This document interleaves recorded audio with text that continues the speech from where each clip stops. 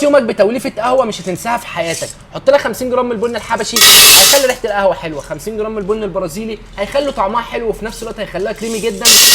كولومبي مع الحبشي ميكس ما بيحبش بعضه، بس لو بدلنا الكولومبي بابن عمه الجيتومالي اللي واخد كل مميزاته بس مش واخد اي حاجه من عيوبه، فهناخد 75 جرام من البن الجيتومالي المزز مزازه طعمه خطير. كده طعمها ناقص ان هو يبقى شبه القهوه المصريه بتاعتنا، وشها حلو في نفس الوقت قوامها متماسك والوش يفضل معاك لاخر الفنجان، فنحط لها 75 جرام من البن الاندونيسي.